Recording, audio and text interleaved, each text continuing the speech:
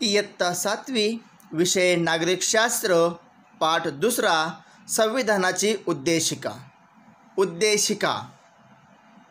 मित्रांनो, पुढे जाण्याआधी आपण मागील पाठात काय शिकलो याची उजळणी करूया। मागील पाठात आपण काय शिकलो ते पाहूया। पहिली गोष्ट म्हणजे संविधान म्हणजे राज्यकारभाराचे नियम स्पष्ट करणारा एक महत्त्वाचा दस्तऐवज आहे। या भारतीय संविधानाची निर्मिती संविधान सभेने केली आहे आणि ह्या संविधान सभेमुळेच आपल्या लोकप्रतिनिधींना कायद्यानुसारच राज्याचे व्यवहार करावे लागतात।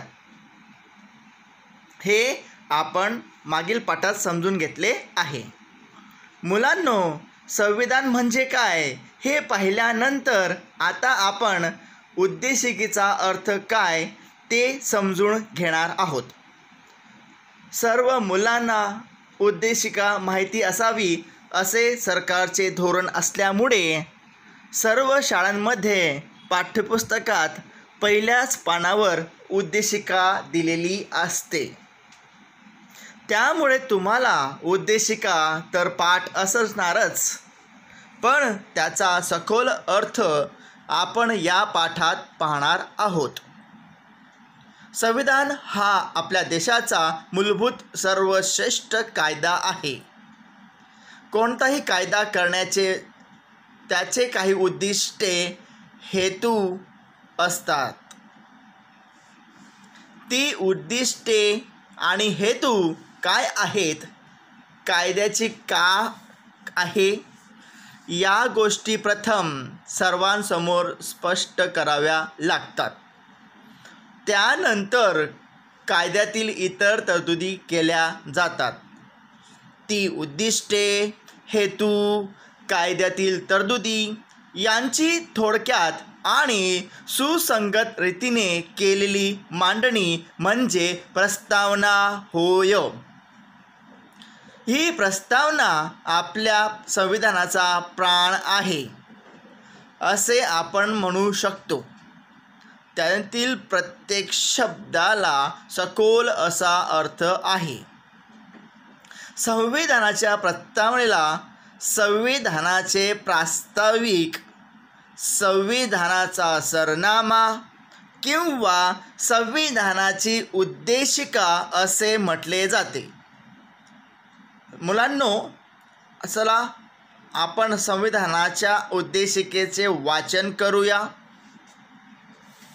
आम्ही भारताचे लोक भारताचे एक सार्वभौम समाजवादी धर्मनिरपेक्ष लोकशाही गणराज्य घडविण्याचा व त्याच्या सर्व नागरिकांस सामाजिक, आर्थिक व राजनैतिक न्याय, विचार, अभिव्यक्ती, विश्वास, श्रद्धा व उपासना यांचे स्वातंत्र्य, दर्जाची व संधीची समानता निश्चितपणे प्राप्त करून देण्याचा आणि त्या सर्वांमध्ये व्यक्तीची प्रतिष्ठा व राष्ट्राची एकता आणि एकात्मता यांचे आश्वासन देणारी बंधुता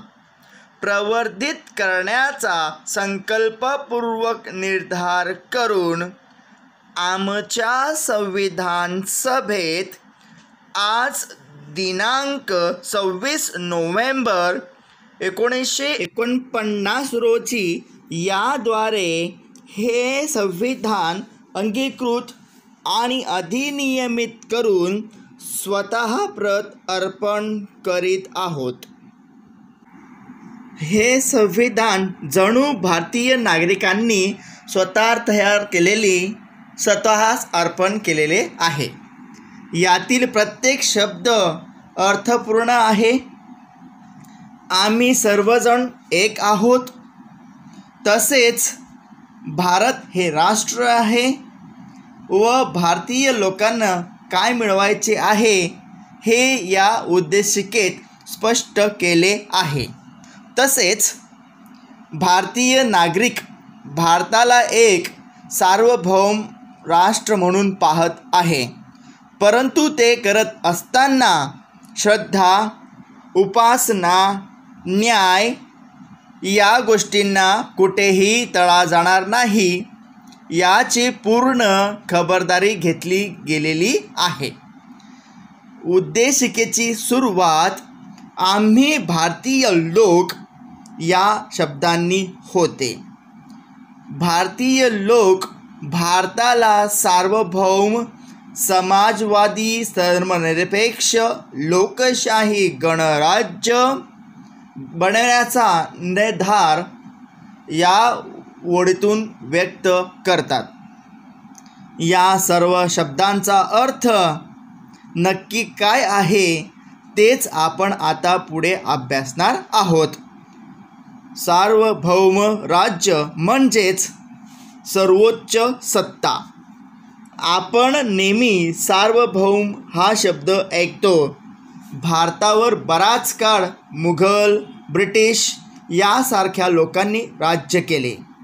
भारताला स्वातंत्र्य मिळवून देण्यासाठी महात्मा गांधी, पंडित नेहरू, लोकमान्य टिळक या लोकांनी अथक प्रयत्न केले.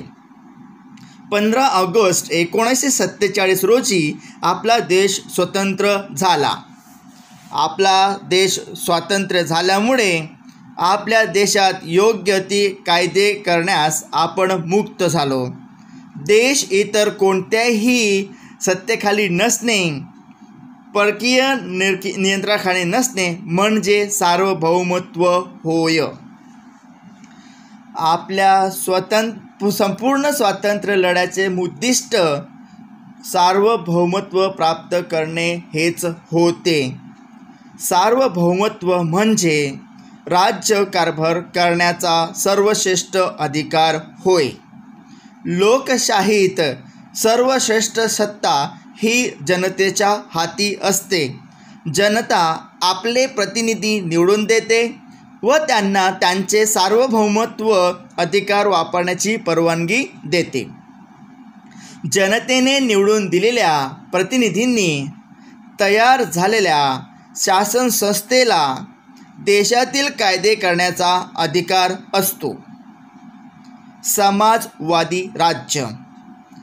समाजवादी राज्य म्हणजे असे राज्य जिथे गरीब श्रीमंत यांच्यात मोठी दरी नसते. देशाच्या संपत्तीवर सर्वांचा समान हक्क असतो.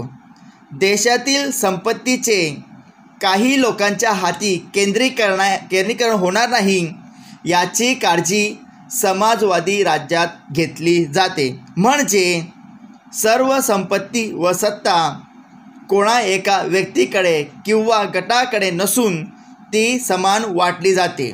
म्हणूनच भारतीय संविधानाने लोकशाही समाजवादी राज्याचा स्वीकार केला आहे. म्हणूनच भारतात आर्थिकदृष्ट्या मागासवर्गीयांना शैक्षणिक क्षेत्रामध्ये शासनाकडून सहाय्य केले जाते आणि त्यांना संधीची समानता उपलब्ध करून दिली जाते. धर्मनिरपेक्ष राज्य. भारतीय संविधानाच्या उद्देशिकेमध्ये भारत हे धर्मनिरपेक्ष राज्य आहे असे स्पष्ट करण्यात आले आहे. धर्मनिरपेक्ष राज्य म्हणजे तेथे कोणत्याही एका धर्माला जास्त महत्त्व दिले जात नाही, तर सर्व धर्म समान असतात. सर्व नागरिकांना आपापल्या धर्माचे पालन करता येते. कोणताही धर्म उच्च किंवा नीच नाही.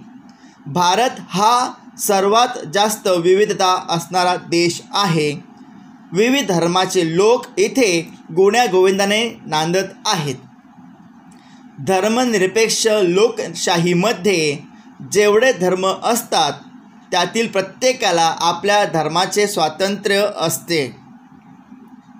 मुलांनो, संविधानाने आपल्याला धार्मिक स्वातंत्र्याचा हक्क दिला आहे. म्हणून आपण त्याचा अमर्याद किंवा हवा तसा वापर करू शकत नाही. आपण आपले सण उत्सव साजरे करतो तेव्हा आपल्याला सार्वजनिक स्वच्छता, आरोग्य व पर्यावरण यांचे विचार करणे आवश्यक असते. कायद्याने ते बंधनकारक असते.